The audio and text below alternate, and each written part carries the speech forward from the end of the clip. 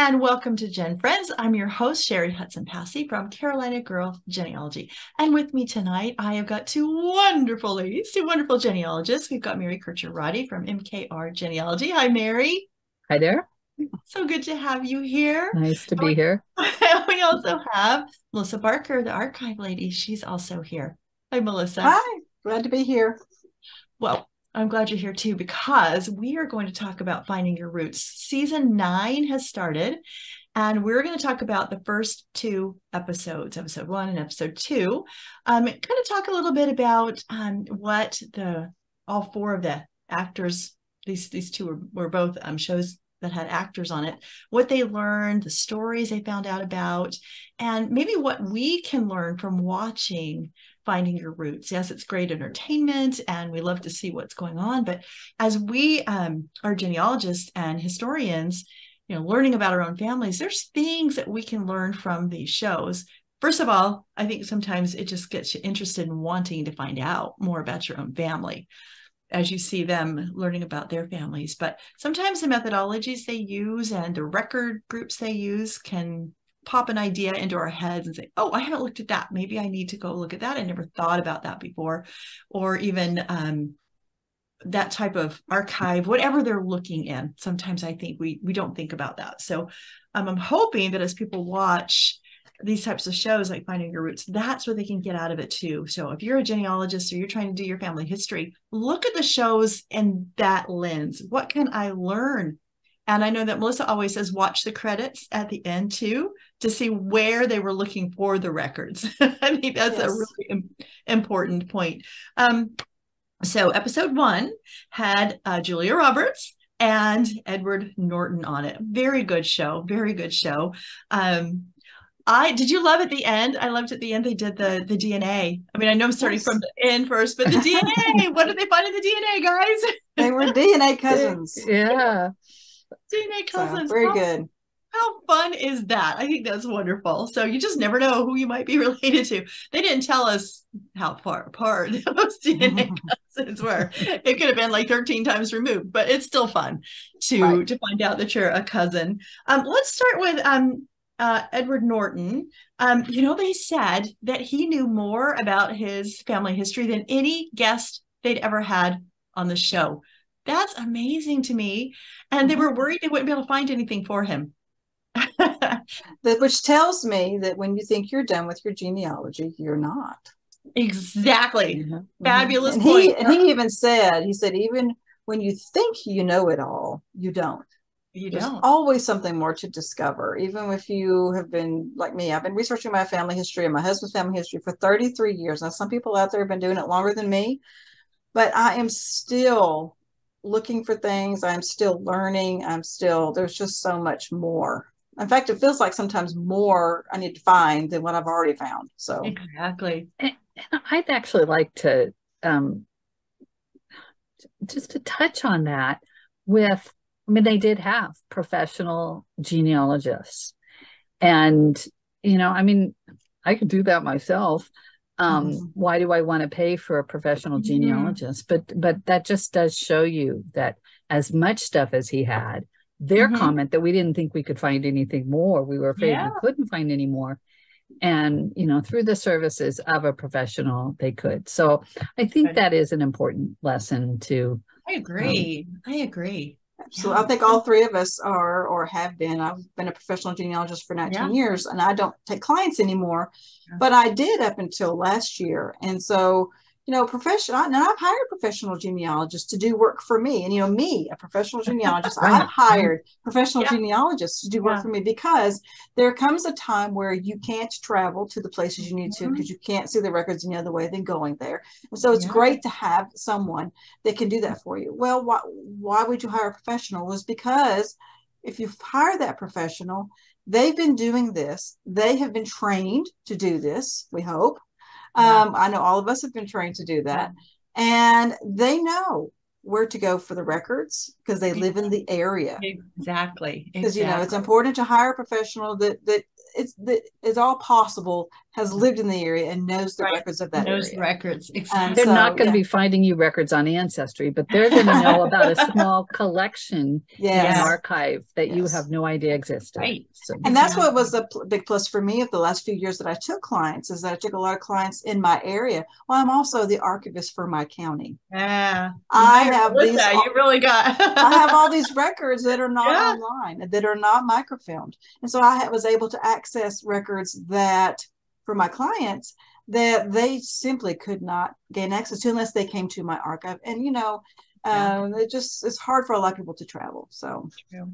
And there's so many. Shelley Murphy, who's on our panel a lot, is always saying, "Go local, go local, go local." That's because right. those records are never going to be digitized. Never going to be digitized. I have found Bible records. I have found firefighter records that gave me information about ancestors. Those are never going to be digitized, and I had to go to the location to find them. So that is, before we leave that idea, and being an archivist, I can tell you that stuff is being found in attics and basements and closets and donated to archives. Last week, I had a large scrapbook donated. I had 2 photo albums and a big, huge envelope full of photographs that have not seen the light of day in decades.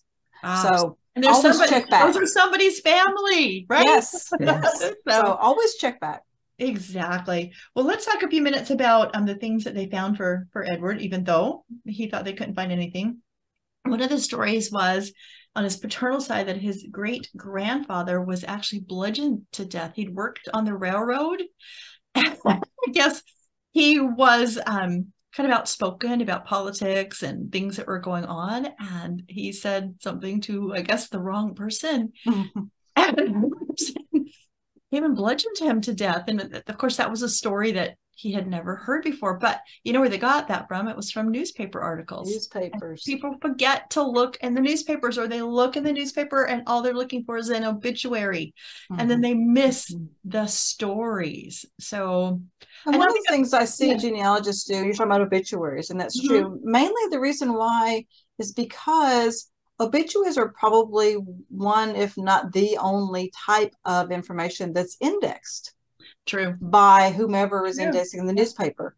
And so I always tell genealogists when I'm teaching about read the entire newspaper. I have found so much more in my home, my family's, my ancestors' hometown newspapers by reading the newspaper than looking at an index that someone has done that. Oh, well, I didn't find my family in the newspaper. No, read the newspaper. Read it. Well, not only are you going to catch those stories, but you're going to catch what was going on, because yes, it said that he was bludgeoned to death, but I'm sure they had to start looking around the paper about what possibly could have happened to him, and that's how they probably found out that he had been outspoken and things that were going on, and could put 2 and 2 together. Oh, okay.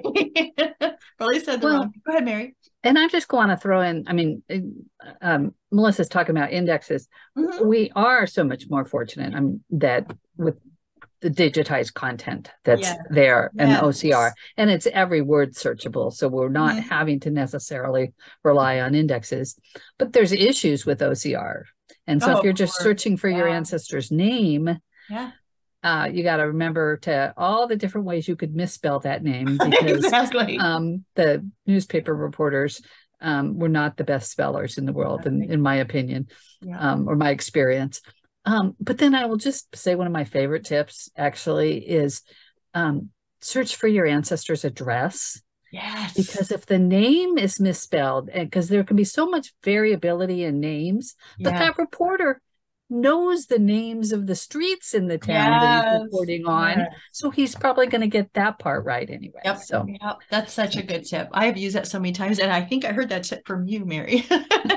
So it really does pay off. Another one of the stories was they found that, did you see the letter? Do you guys remember the letter that was written by, what was his 3rd great grandfather? And he wrote the letter to Abraham Lincoln telling him, you need to start letting the slaves, the former slaves, pick up arms and start fighting. And it was long before Lincoln decided to do that. And so how wonderful. And I'm like, how could something like that not get passed down to a family?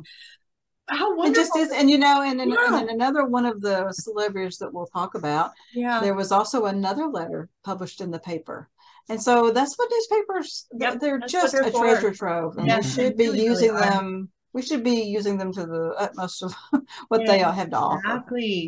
Exactly. And of course, they had to bring out that he did have, on the other side, he had slave owners in his family tree, which many people do, no matter where your ancestors are from, you might find that out. And so one of the biggest myths, I think, in genealogy is I didn't have any Southern ancestors, so therefore I will never find anything about enslaved people in my family tree. And it's you may find it no matter where your ancestors were from. So be aware of that.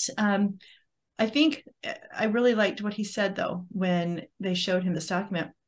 And he said, these things are uncomfortable. And believe me, I know this as a Southern girl. I know these are uncomfortable. But he says, those things in history are not on us. And he's so right. It's not my fault. It's not his fault.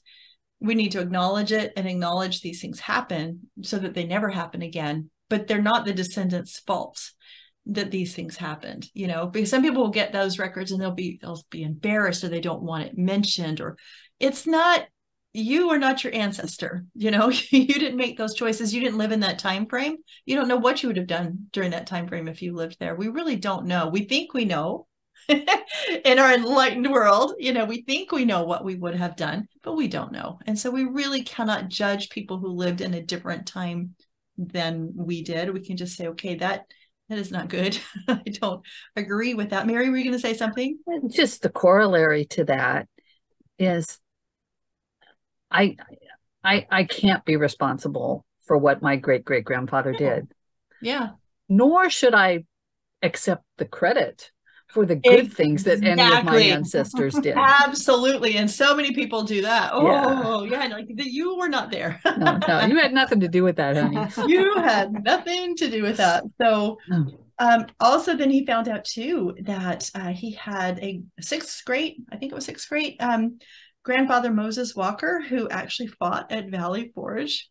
So that was thrilling for him too, because, here he thought he knew all of this about his ancestors, and they were able to bring him all these stories. And I just think it's wonderful to have those stories to be able to pass down through the generations, and so that they don't get lost, because that makes a family, that makes their history, that makes what happened in their lives that would affect their immediate family, then affected their children and their grandchildren. And it does kind of go down to affect people, because you can see that sometimes through a family tree, where you see the same types of hobbies, or the same types of military service, or you see all sorts of different things, musical abilities. You see it going down through the tree. And I think that's fun to be able to connect, but you can't connect with that, and it can't bring you joy if you don't learn about it, if you don't know that it's there. Well, it's that micro history.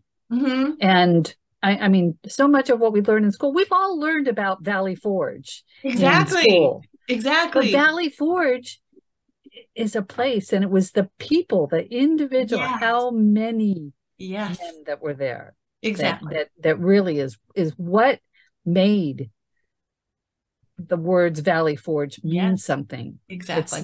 To be able to, as genealogists, sometimes our work is dismissed as not important.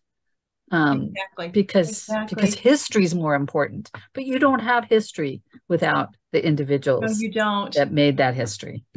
Just because you just said that right now, I'm going to throw out a quote. We're not going to talk about Jeff Daniels yet. And Melissa, I'm sorry if you were going to say this. He said this genealogy journey was cheaper than going to therapy.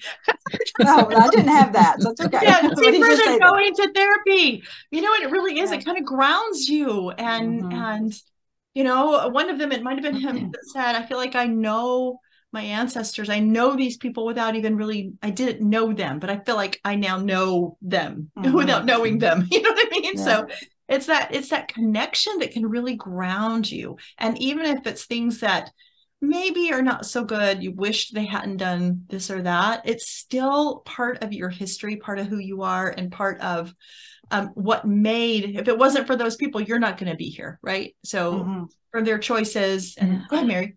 Well, and just the other piece of, by doing genealogy and recognizing that our ancestors were involved with Prohibition or the Civil War or whatever, it just gives us a connection to that bigger history, which makes it so much more interesting to learn. Absolutely. And sometimes Mary you find that, go ahead. I'm just going to say, Mary is so right. Yeah. And that, I think that one thing that I do is that when I first started, one of the first kind of either scandalous or something that wasn't, that I ran across, it bothered me. It affected me. But as I've gotten older as a genealogist, one of the things I teach genealogists is that, is to actually kind of remember back when you were in history class in school. When we read it in history, it didn't really seem to bother us. Yeah. In school, Yeah. And so I try, because some people do have an issue, and I'm saying to get over that, just read it as history. Right. But also remember that just like Mary said, any and all events, whether they were big events, small events, mediums, they were just local or whatever, it had to do with people, just like Mary said. Exactly. And so whether your ancestor was actually involved, or your ancestor observed, or your ancestor was just living there. That's why I encourage genealogists, if they can't find a diary or a scrapbook or something about their ancestors, read the neighbors' diaries. Yeah, and we have an example of that as we go along with one of the guests. Yeah, and read the newspapers, read the stuff in that community, because if your ancestor lived there, they saw it, they experienced it. Exactly. And so you can get that. Exactly. Yeah. Well, let's move over to Julia Roberts. I love the beginning. Julia who? Julia who, right? Julia who? Because she found out some interesting information. But she'd always kind of thought or heard that her maternal roots were in Sweden, and boy, were they. They were. She was so happy about that, because it turns out that they were able to find a lot of records. That for generations that her family was in Sweden, and so she says, I'm even more Swedish than I thought. And so she was really cute about that. There were baptism records, all sorts of church records, all sorts of documents that could lead her back to learn about her family. They even had a photo of the church where some of her family were baptized and married and those types of things. And it's still there, and she can visit it. And I would encourage genealogists to visit those places that your ancestors were. Now, I've mentioned this in the past, but one of the things that I did several years ago, early 2000s, my cousin was getting married in the same county where all my family is from, in Ohio. And my grandfather had actually died there in 1972. I never knew him, because I was only 3 years old at the time when he died. But the story was, he died of a heart attack holding open the door at work for a fellow worker. Oh, wow. And so my father took me and my brother around, showing all of his own stomping grounds and his grandmother's house and his houses. And so I said, let's go, because the place is still there where he worked. It's still there. And so we went there, and here I go, me, little genealogist. I go into the place, and I asked the guy at the desk, I say, which door would have been the employee door back in 1972? And he's looked at me like, are you crazy or something? And he says, if it was, it would have been this door. And so my brother and I actually got pictures of each of us. Yeah, there you go. I mean, is that crazy or what? Yeah, no. But visit those places where your ancestors. I have no doubt that one day that Julia Roberts will probably visit that church. Sure she will. Just to walk in your ancestors' steps. Yeah.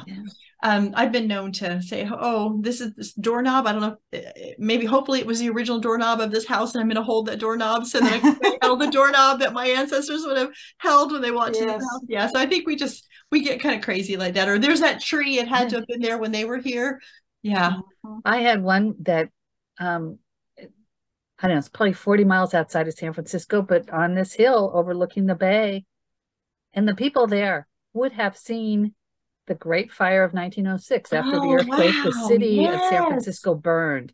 And I bet they sat on the hillside and watched that city burn. Yeah. Oh. And things like that can give you chills, and it just makes history come alive. Yeah.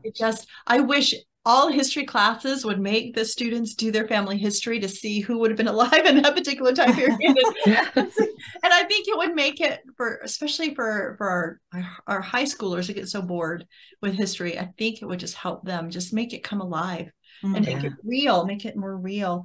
They did show her a passenger list, so she was able to see her grandmother's family come over, and it was really interesting. I didn't know about this group of people that they were talking about, that, and I know I'm not going to pronounce this right, but they're the Starterus group, and they were very poor, and they were itinerant farmers, and so they'd move around from place to place. I mean, you don't think of Sweden like that, you think of farms and just happy people, neutral people, but it was just poverty. It was just absolutely. It kind of reminds me of what we call sharecroppers. Yeah.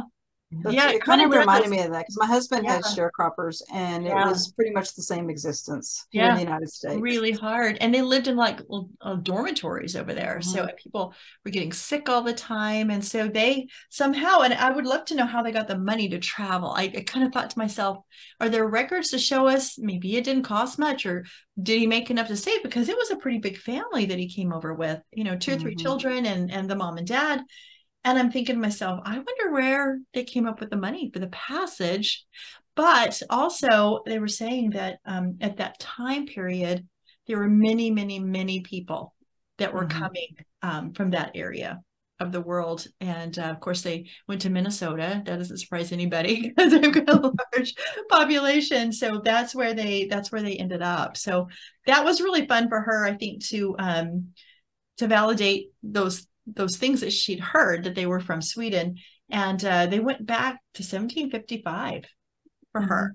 My friend Jill does Swedish research, and I'm just with my Irish records, I am so jealous. Once you get in, I mean, that's what I'm hearing. It's just like the golden path is laid out for you, that you just follow it. Yeah, exactly.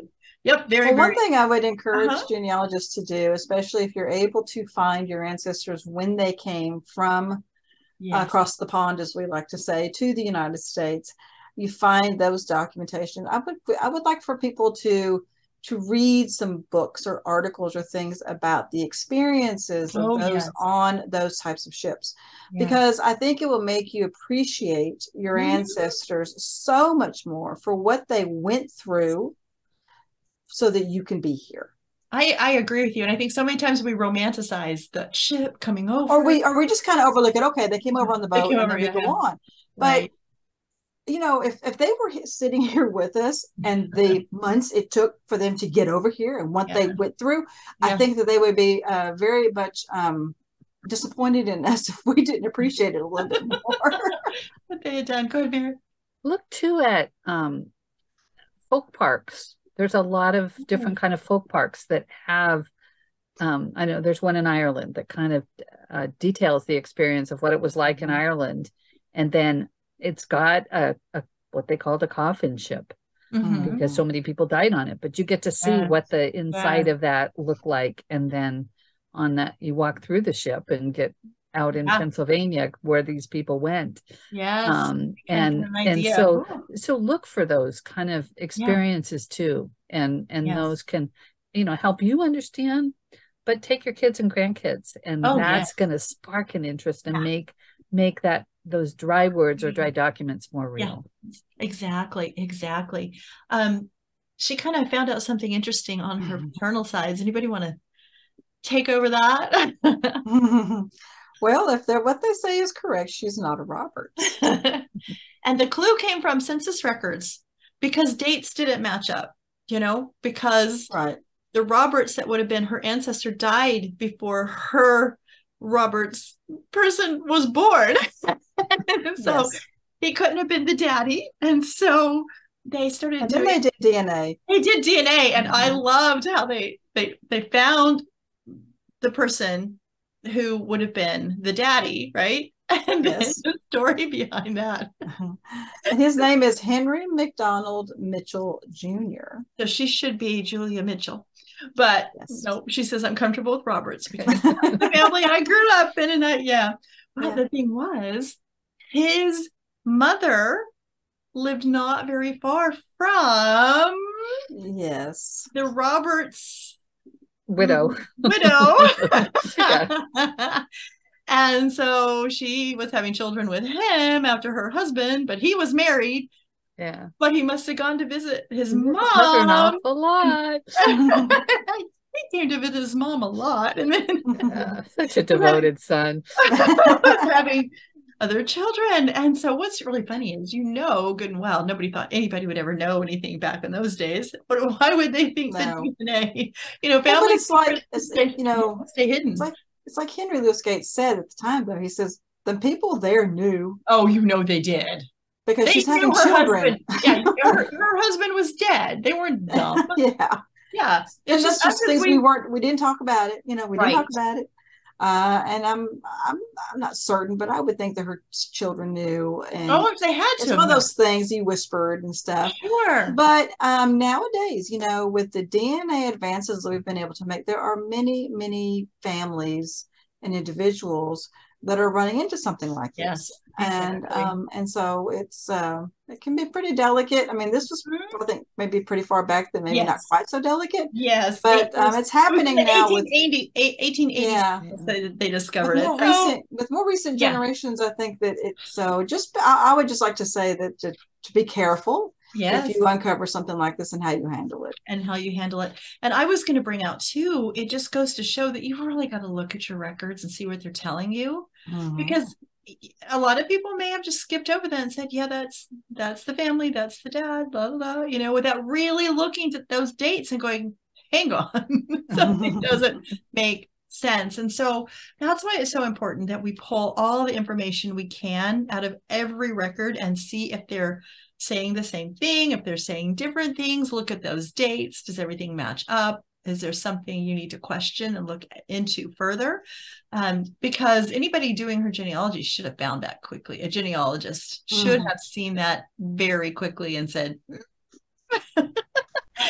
well, Julia herself, I think, was actually quite on top of things, because there was twice during her interview or her section that she noticed, and it was her ancestor, they married, and they had only been married for 6 months before the child was born. So she found that.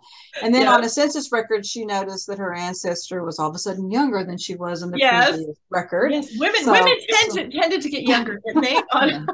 So I was impressed that she actually noticed. She noticed that. Me too. That was great. That was really great. Let's move on to Claire Daines. Now, for me, her first story was so interesting because her paternal grandmother, she found out, was in the arts as well. And she didn't know that. And what a great connection to find out that your grandmother, who you remembered and loved, but you didn't know her when she was younger. And we've talked about that kind of thing. When we think about our grandparents, or if we knew our great-grandparents, we think about them in the time frame we knew them as older people. And we forget they had lives. They've always been old. They were never young. Yeah. They never had any fun. They just sat around all the time knitting or whatever. Reading the newspaper with a tie on. Reading the newspaper with a tie on. I like that. Yeah. And so through newspaper articles, they discovered that she was doing wardrobe, that she was directing a play. There's all sorts of things that she was doing, and she never heard that. And what I found was interesting is she said she had borrowed, which I thought was kind of funny, but she said she had borrowed the photo of that grandmother from her parents, and that she just spent hours when she was younger just staring at that picture. And I thought, oh my gosh, that connection was there, and she didn't know why. And now she knows why, because they both love the arts. And I just thought that was a wonderful thing to come away with. And you could just see how much that touched her. What I liked about Claire Daines' story and her ancestors is that this particular one focused a lot more on the women in her ancestry. And I hope that all genealogists out there are not only researching the men in their family, but really concentrating on the women. Yes. Because they have a story to tell as well. Yes, they do. And and I hear a lot of times they say it's harder to research women. Well, in some aspects, maybe it is, but you should still research them. You should still tell their stories, because just looking at Claire Daines and what the information that they found in newspapers and yearbooks, things that are readily available to us that we should be looking for. Yeah, I found my paternal grandmother's yearbook, and I wish I'd seen it before she passed away. There were so many, she was part of so many clubs and that I had no idea that she was interested in. And I really wish I knew that information. And it just doesn't get talked about. It just doesn't get passed down. And it just makes me sad that I found that after she had died, because I could have gone through and said, okay, you were on the sports team. I never would have known in a million years. Well, and even Claire's ancestor was in the drama club, and what was the other one that you mentioned? Forget. Yeah, I can't forget too. But yeah, she was in a couple of different But clubs. she was also, when as I was, they were showing that she was also in the rifle club. Yeah. How cool is that? Cabaret. It was Cabaret. Yes. But she was also in the rifle club, and I think the hunting club. And so, rounded. She was. Another story that they brought out was one of her ancestors, her maternal grandfather, great grandfather, died in World War I. When her so that was her great grandfather. So when her grandmother was not even born, he went over. I guess she was pregnant, and then the baby was born when he was at war, and he never saw her. So there was a picture again in the paper of her. They dedicated a plaque. And so the whole thing was when she's 3 years later. She's 3 years old, and she's holding this American flag, and they're dedicating this plaque to the men who died in World War I. And it talks about how she never knew this father, but that she and her mother had gone over when she was her grandmother and her mother, which is his mother. Had gone over to Italy to see there's a World War, there's 1 and 2 now, but at that time, World War I, they have a cemetery in France. And did I say France? Italy? Yeah, I said Italy because France. I happen to have somebody buried in the one in Italy. So sorry, the one in France. The one in France. They went over there to see it. It's just like she went on a boat all the way over to France, and she never told me about it because she knew this grandmother. Thank goodness for newspapers. She was like 13 when she did it. I know. You would think that would be a story that she would want to pass down. But what an experience that would have been. Yes. And one thing that Claire Daines had said, though, is that it must have been hard for her to try to be sad about somebody that she didn't know. And I'm thinking, oh no, because my mom's father died in World War II, and she was 3 when he died. She doesn't really have any memories of him, but when she talks about him, she gets all choked up because she never knew this father. And so I'm sure that's the same thing that probably happened with Claire Daines' grandmother. And maybe she just found it hard to talk about it. Maybe that's why she didn't share that trip, or maybe she just thought that she wouldn't be interested in it. I don't know, but we definitely can grieve people that we never knew. We can grieve people, and we can also leave their story for our descendants, because my grandfather died when I was 3 in 1972. And so all I know about him is from the records I have found, and from stories from my brother who knew him, because my brother's 6 years older than me, and from my father, his son. And he is someone that I would love to have known. And he comes to life to me when I read his records, or when I am working on his story. Yes. He comes alive to me. I don't necessarily grieve, because I don't know, I just don't. I actually get excited about telling his story and leaving that story. Exactly. Yeah. Because he died. He didn't die necessarily young, but he died at a time when, I don't know, none of anybody in the family was doing genealogy. So right. Mary, were you going to say something? Well, 2 pieces. Ask questions yes of your relatives yes to get those stories. Grandma might not think to tell it, but if you just prompt her and just with whatever. And then the second is document your history. My daughter-in-law gave me a a book. My granddaughter and her mom gave me this book of Tell Me Your Story, Grandma. Yeah. And with lots of prompts. And so I've been working my way through oh, that. Oh, good. Yeah. That'll be a treasure. Yeah. Yeah. Not a treasure for a 5-year-old. I'm kind of targeting my target audience is my 20-year-old granddaughter. Yeah. So yeah, exactly. I teach genealogists all the time. And I put it this way. I say, write your story now. Yeah. Because when you're not here, do you really want your children and your grandchildren to tell your story? I mean, are they going to tell it correctly? Are they going to include the things that you want everybody to know about you? And so write your story. I think we just forget about us. I mean, it's not. I think you're right. I think you're right. We just do. Yep. And another thing that happened that they were able to find for her with the same great grandfather who died in World War II was a letter that was written by someone who knew him to her mother to explain what happened the day he died. And he had gone, they were in battle, and he decided he was going to go up to this tower to watch and see if he could see where the artillery was coming from, and he could say, okay, they're over here, and the tower that he was in got hit and he was killed. And so the family got that story written by somebody who knew him. And as his friend, and he loved him. And that letter was found in the newspaper. The letter itself may be totally gone. But, you know, but it was recorded in the newspaper. Yes. Again, another plug for newspapers. Exactly. And I thought, what a treasure to have that. My grandmother would have loved to have something like that after my grandfather passed away. And I mean, she got the normal telegrams and the formal letters that were written and that type of thing. But as far as I know, nothing personal. If she ever did get anything personal, it's long gone, and she never talked about it. But how wonderful to have something like that as you're grieving someone, to understand the story and know exactly what happened. And that was a great service that man did for them, to let them know that story. And I also thought about, and you all may correct me because I've not done a tremendous amount of World War I research, but I also know that the National Archives in St. Louis experienced a fire.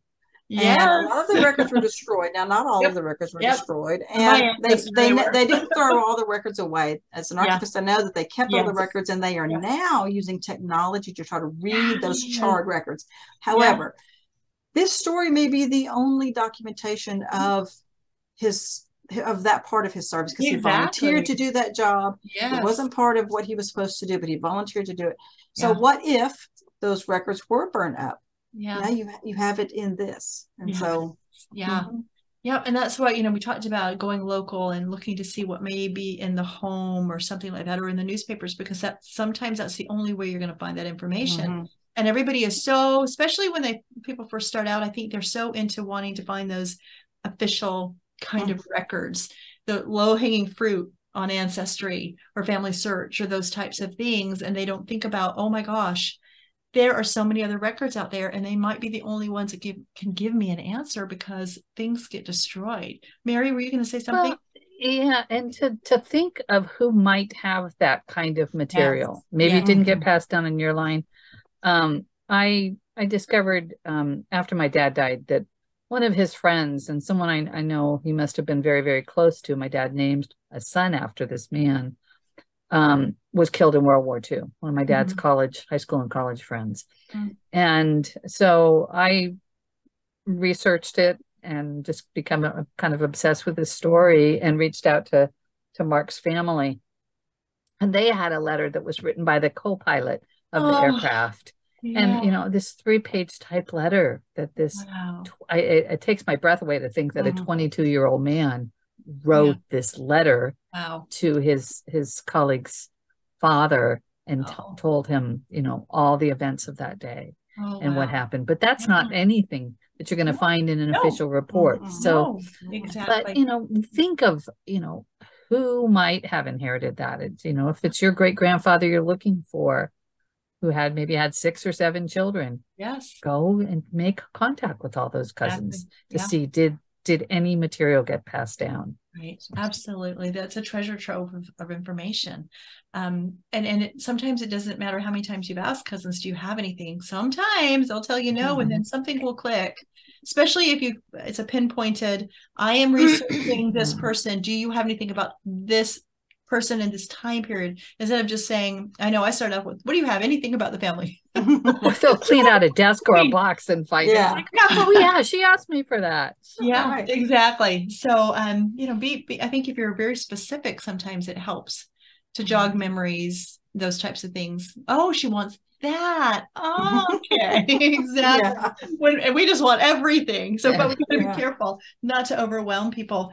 The last story I wanted to talk about with Clair Daines was the fact that she discovered that her 9th great grandmother was actually hung as a result of the witch trials in Salem. It was so sad. They said she was just a widow.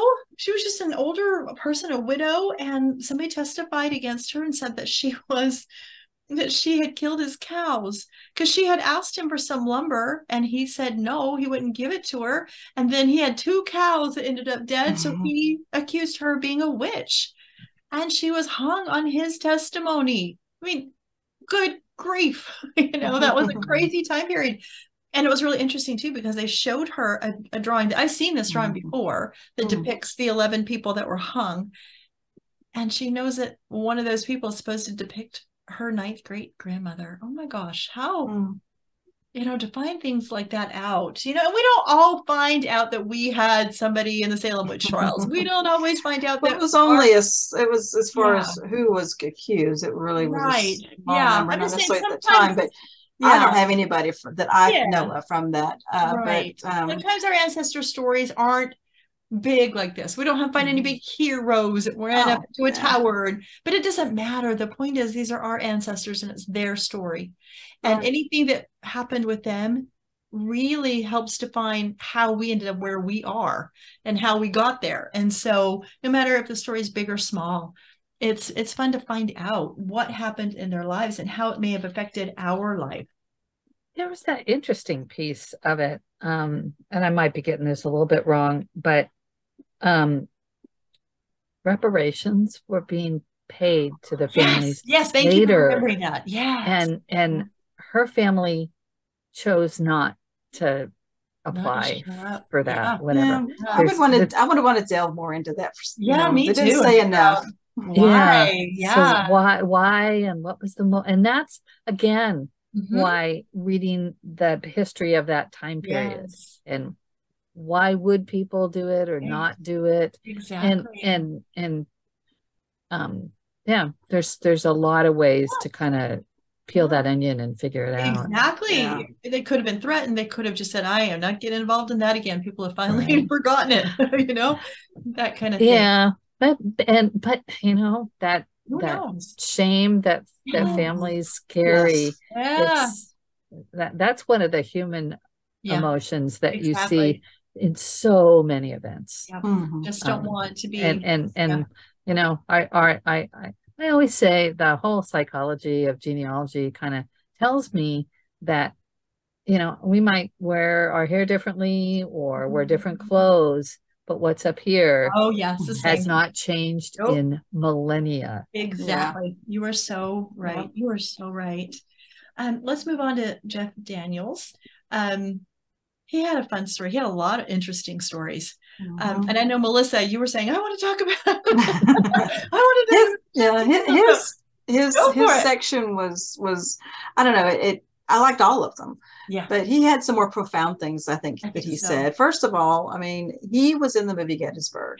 And honestly, I'm not necessarily a fan of Jeff Daniels as far as an actor goes, but he was in the movie Gettysburg. Yeah. And I find it interesting when we watch these types of shows, how things seem to come around. Yes. Again and again. Yes. And again.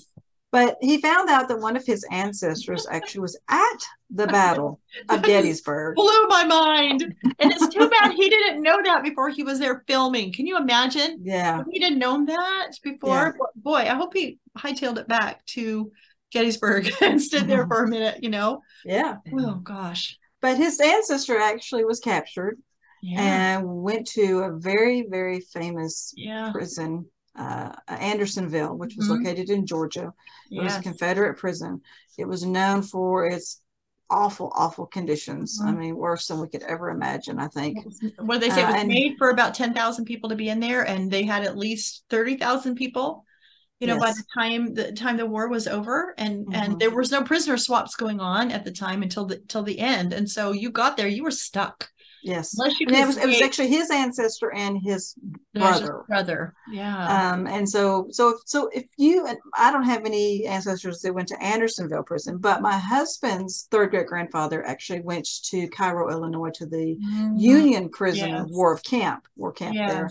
I would encourage anyone who has just to do Civil War research and you have an ancestor who was a prisoner of war, find some books, find some information on and read about it so that you can get a really good sense of what your ancestors experienced. Now, you won't be able to know precisely or exactly, but you can really get a good idea. And and like he said, people have no idea what people had to go through so they could be here. Exactly. And they showed him a journal of one of the prisoners. And so again, you don't have to find something that actually mentions your name, your ancestor's name was written by your ancestor. You can learn so much about what other people were saying about that event. I also thought it was interesting that he was saying that when he was filming that they used real cannons. And so he said he could get a sense of what his ancestor went through because he said those cannons boomed. It just, the ground shook. And I mean, they were doing those kind of things for days at a time. And, he was doing the short little film where he knew he could walk away and go to a hotel, but so he really got a sense of what it may have been like to be there. I thought that was really interesting too. Mary? I want to just say one thing about the POW camp. I found a Civil War Union soldier in my husband's, not direct relative, but I got his pension file and he was in a POW camp. Oh. And he told the Confederates, yeah, I'll join you. And then he took off, but he was, it took him a long time to get his Civil War pension because he said, oh, you joined the Union or joined the Confederacy. So we're not giving it to you. Like, no. That was just, I was going to get out of there. Did it to stay alive. Exactly. Well, Jeff Daniels' ancestor survived Andersonville prison, but he died in the 1870s. And so then his widow, because if you're researching this type of thing, you're looking for pension records. A soldier could apply for a pension, but also the widows and orphans could apply. So his widow applied for the pension. Now, this is where I had a little bit of trouble and looking at the records because Henry Louis Gates said that he died. He was trying to get a pension on the fact that he had heart disease. And they showed the pension document, and in red it said denial and had some text. And so I paused my television and I read it. And in actuality, on that particular document, it said it was denied because of a lung disease. And then it proceeded to say that his the soldier's mother, sister, and brother-in-law testified that yes, he did have a lung disease before he went into the service. Wow. So I would like to know more. I would like to know if he also filed at a different time for heart disease. Right. There may have been another form. Yeah, there's lots of questions there. And they just show the one that they were talking about somehow. That could be it. And also I want to tell people too is don't assume, oh, I'm going to go get this pension file. Look at the laws, because the laws would change all the time about who could get it and what the reasons were, because they changed over time, especially if you've got people in the South. If you are looking for Confederate pension files, you have to go to the state and look at the state laws, because they will change because they didn't have any money. And so it was very narrow at first who could get the pension. And then as the years would go by, they would open it up to more people. And so you've really got to, you can't just say, oh, well, she must not have filed. Well, the law may have said she couldn't, or he couldn't. And so keep a look in those laws and then keep trying and see if it was in a different year, other years that they may have applied. So always check and see what the laws are that were the detailed how a record could and why it could be created, when and why. It's so important to know what the laws are. And they're No, it's not hard to find the laws for like things like pension records. Sometimes if you're looking for obscure little laws, sometimes it can be harder, but a lot of times you just Google it and you can find out what were the pension laws in South Carolina in this time frame, and it'll just pop right up. So, but don't you get would think frustrated. that if someone was in a POW camp, that they would just, You would automatically get a think pension. automatically. But no, apparently not. and the union pension files are in Washington, D.C. at the U.S. Yes. National Archives. And like Cheri said, the Confederates are at the individual state. Yeah. And it was just recently, actually, my husband's third great grandfather on another side of his family, he and his two sons were with the Union, and all three of them deserted on the same day. But they were court-martialed. They lost their pay, and they all, on their service records, it says they all had to do hard labor wearing a ball and chain. Oh man. And so I looked for I actually have just recently received their court-martial records, which have caused more questions than answers. But so always look for all additional records. And when you request your pension records, and this may seem like a given, but it's not, ask for the complete everything pension file. Yes, exactly. And too, when you're reading a record, think to yourself, where does this lead me? What other records may have been created from this record? Yes. So look and see what else you can find. Mary? I was just going to say, just back to Edward Norton, he said something about how surprised he was that they kept records like during the Revolutionary War. Yes. Do you know anything about the military? Just ask the DAR. Their whole business, right? Oh, that's too funny. Yeah, that was funny. He was surprised that they had kept records. Just like people could write and keep records. No, the war, they kept records. That was kind of funny. So Melissa, but after Jeff Daniels, Jeff Daniels heard the story of the Anderson prison and pension files and things, he said, I feel closer to them, and he says, I feel like in a way I know them. And that's what he was talking about when he walked into the room to do this show. All of these people were not with him. Exactly. And he says, now they're with me. And so I wondered if you all ever felt that. And have you all ever felt that when you found a new ancestor or found a story that they come more alive to you, that now all of a sudden they're with you? Exactly. Absolutely. Absolutely. And Mary, they want me to know. I mean, there are some things that it's like, why am I looking at this? They won't leave you alone, right? Wants me to know. Yes, exactly. Absolutely. Exactly. Yeah. Well, now he also had a tie to the Salem witch trials. Yep. Do you want to? He had an ancestor named Thomas Chandler. So if you have a Chandlers in your family, anyway, he actually was testifying against, and so in the court records. Yeah. And so I'm going to put a plug in here for court records. And I have a lot of genealogists that will say, but my ancestors weren't criminals. Oh, gosh. No. There are more court records than just criminal court records. Exactly. There's civil records, there's guardianship records. I mean, you could go on and on and on. And in this case, witch trial records. And one defendant and how many witnesses? Yes. Exactly. Yes. Sometimes the whole community had to be, called in. If somebody did something in your community, you had to go testify. You may not have done anything wrong, but you may have some information. And so we forget sometimes that we need to go through. And those are not indexed. You're just going to have to. I was going to say, I would love to know how they found him in these records, other than the fact that they're Salem witch trial records, and a lot of those records have been transcribed. Yes, that's true. However, court records, if you look in an index, if they have an index of the court records, it's usually just the plaintiff or the defendant. And if it's a state, or if it's a criminal record, it's usually state versus, and it's just indexed by the criminal. However, like Mary just said, there's witnesses. There's all kinds of other people involved. And so read the court records. Yeah, read the court records, especially those where these people were your ancestors' neighbors. Because if they've had to go to court for something, your ancestor may have had to testify for something, and it's just fun. It can be really fun. And with the pension files. Yeah. I mean, your ancestor may or may not have applied for a pension, may or may not have gotten it. But there are people that attested to I was at his wedding. I lived next to him for the last 30 years. And why is that important?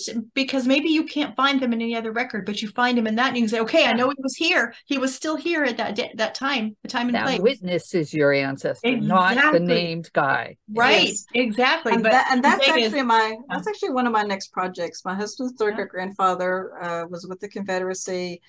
He didn't file for a pension. He lived after 1900, but my plan is to go and try to get pension records for those that were in his in his unit.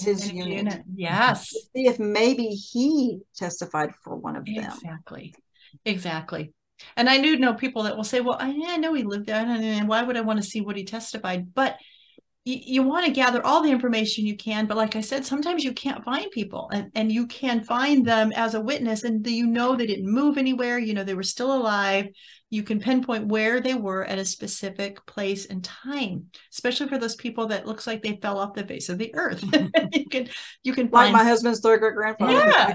Aliens came and got him in 1900. Exactly. And this is especially true for farmers. Yes. Poor people. Yes. I have genealogists that will tell me they were a poor dirt farmer. They're not going to be any records for him. Oh, yes. If his friend who was in the unit with him comes to him and says, would you please write this affidavit for me? Yes. Well, of course he will. Even if he can't write, he'll have somebody write it and he will sign his X. Exactly. And it's not even just the unit. 20 years later, when he's suffering from arthritis or lumbago or whatever that he's trying to get his pension on, they're going to say, he couldn't work, but 2 hours a day. Right. But that's your ancestor is that witness, and it's his words. I mean, to be able to hear what my ancestor said. Absolutely. Yeah. It's so amazing. It's so fun when we find things like that. Was there anything else that you wanted to talk about with trying to think if we covered everything with Jeff Daniels? He had a lot of interesting stories. He did, and I liked his responses, and he was very engaged. I mean, I think they kind of all were, but he was really engaged, and I really enjoyed some of his profound things that he had to say. They all really did seem to enjoy finding these stories, and so I just think just pay attention to the records. Make sure if you say you've got a paper trail. We didn't even talk really much about. Should we go there? Should we go there about Pocahontas? Just make sure you've got that paper trail, And if somebody says to you, "Yeah, you're related to this person," make sure you really have a paper trail that you could feel comfortable with, and the documents an unsourced family tree, not just an unsourced family tree, or not just a family rumor, and I believe that the genealogists on Finding Your Roots are good genealogists, and I don't think that they would put in the script for him that, yes, we've got this in the paper trail. But something was missing, and people didn't understand that, because apparently it's very, very difficult to prove that you are descended from Pocahontas. So we don't know. We don't know. But tell your ancestor stories. I think that's the main thing. Yes. And tell them because you can prove them. Don't tell the family. You can say this is family lore that we need to either prove or disprove. Don't perpetuate a family story unless you know that there's some truth to it, because this is what happens. We're all related to Pocahontas. We're all related. If we're in the South, we have a Cherokee ancestor. Do you know what I'm saying? Yes. So we've got to really make sure that the family stories that are passed down, we need to look and see if we can find any kind of documentation to prove it. And sometimes we just can't. And so we don't know if it's just a family story, if it's lore, or if it is true. But don't perpetuate it as being true if you can't find the paper trail. So anyway, I don't want to, I know that the genealogists that work for the show, they know what they're doing. And so, but I know there was a big hoopla. We'd like to see the evidence. We'd like to see the evidence. Show us the evidence, because I would love to see that evidence. Maybe it would help some of the rest of us who have that family rumor. I've got a family rumor in my family. No. But anyway, I would love to see how that was proved. I think it would be really fantastic to be able to see how that was proved. But anyway, 2 really good episodes as we start out in season 9 of Finding Your Roots. It's fun to have people. Sometimes we were talking before, some of these people, I don't even know who they are. Their stories are great, but I don't know who the people are that they're doing. I don't watch a lot of movies and a lot of TV. And so sometimes I'm like, oh, okay. But their stories are really good. But it was fun to have these 2 episodes where I actually knew who all 4 of them were. Yeah, I did too. So that was really nice. But watch these shows and see what you can learn. See what kind of clues you can get about finding your own family. Just, what kind of documents are they using? Mary and Melissa are very good about stopping and looking to see what kind of documents are being used. So do that, stop Stop it. That's what the pause button's for. Yeah, so the pause button is for. And it sharpens your research skills. Yes, absolutely. And look at those credits at the end. See where they're going, where they're finding their records, because there may be some places you haven't thought of looking. And it might spark something, especially if you've got relatives that live in a certain area where they're researching.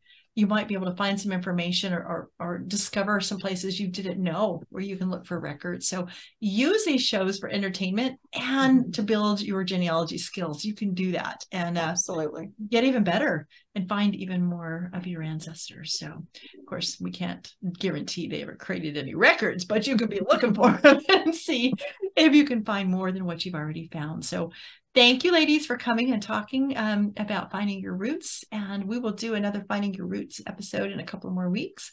And with that, I will say bye. We'll all say bye, and we will see you next time on GenFriends. Bye, everybody. Bye. Bye.